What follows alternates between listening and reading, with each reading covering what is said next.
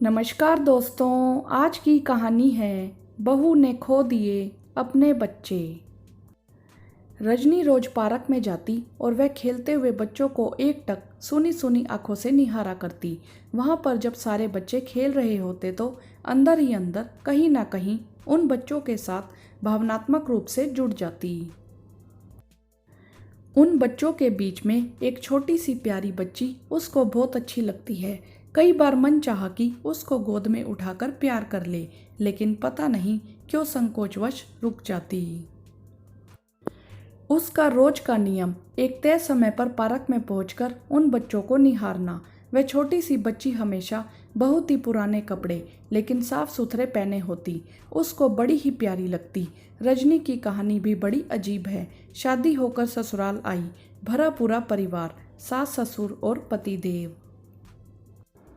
लेकिन परिवार में एक बड़ी कुप्रथा थी कि पहला बच्चा बेटी नहीं होनी चाहिए। अगर होगी तो उसको किसी को दे दो या फिर ठिकाने लगा दो, लेकिन बेटी घर में नहीं रहेगी। रजनी को शुरू से ही बच्चे बहुत अच्छे लगते थे।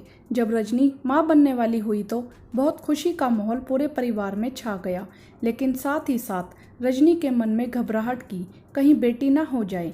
लेकिन ईश्वर की मंशा कुछ ऐसी हुई कि हुई तो बेटी। और अब रातों रात उसको बिना रजनी से पूछे दाई के हाथ ठिकाने लगवा दिया गया। जब रजनी को मालूम पड़ा तो वह बहुत रोई और चिल्लाई, मुझे मेरी बेटी वापस दे दो, मुझे मेरी बेटी वापस दे दो। लेकिन उसकी एक भी नहीं सुनी गई।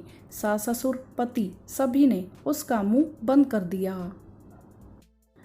तब समाज में महिलाएं इतनी जागरूक भी नहीं होती थी कि ससुराल के खिलाफ आवाज उठा पाएं। किसी तरह से रजनी ने अपने आप को संभाला। इसी प्रथा के कारण उसके ससुर भी अपने माँ बाप के इकलौते बेटे और कुछ ऐसा संयोग कि उसके पति भी अपने माँ बाप की इकलौती संतान। समय के साथ कुछ दिनों बाद फिर रजनी माँ बनने वाली थी। सारे लक्षण अब की बार पहली बार से विपरीत। उसने सोचा चलो अच्छा है, अब शायद बेटा हो जाए तो कम से कम मेरी माँ बनने की इच्छा तो पूरी होगी। लेकिन कहते हैं ना कि परमात्मा हमारे कर्मों का हिसाब जरूर लेता है।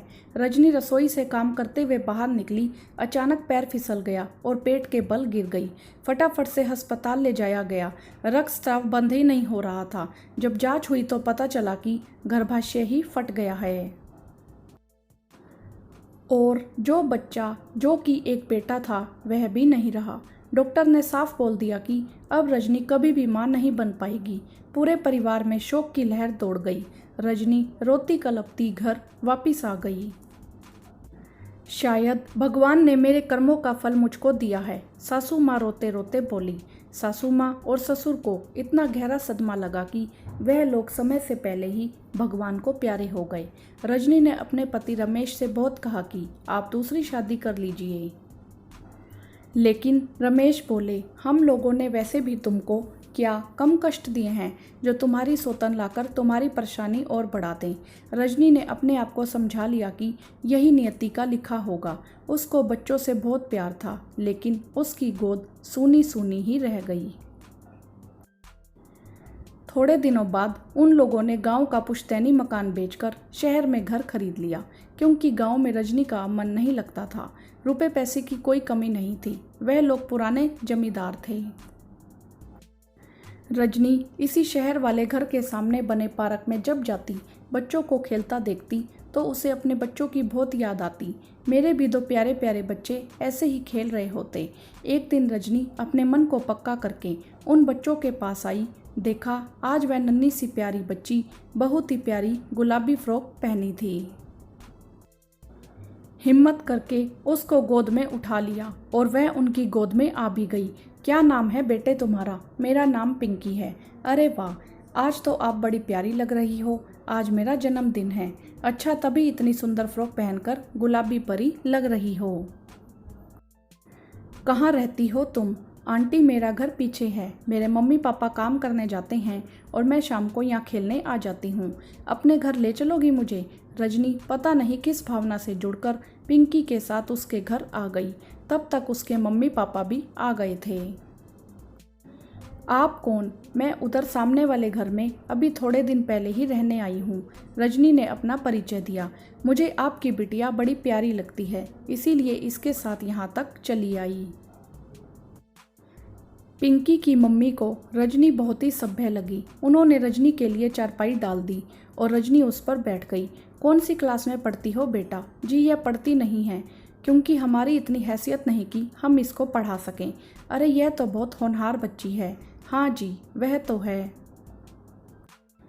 अगर आप लोगों को ऐतराज ना हो तो पिंकी को मेरे घर पढ़ने के लिए भेज दीजिए, मैं इसको पढ़ाऊंगी। अरे इससे अच्छा क्या होगा, कम से कम मेरी बेटी किसी की नज़रों के सामने सुरक्षित तो रहेगी।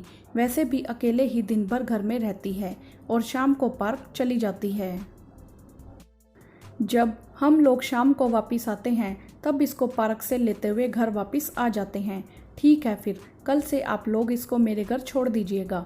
जी ठीक है, आपका बहुत बहुत धन्यवाद, पिंकी की मम्मी बोली। धन्यवाद तो आप लोगों का, जो आपकी वजह से मेरी तरसती हुई ममता को जीने का सहारा मिल जाएगा। रजनी कहना चाहती थी लेकिन मुंह से बोल नहीं निकले। शाम को रजनी ने यह बात अपने पति को बताई।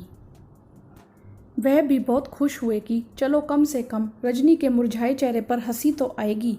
अब तो पिंकी रोज रजनी के पास आती। रजनी जो बिल्कुल गुमसुम रहती थी, उसको जीने का एक सबब मिल गया।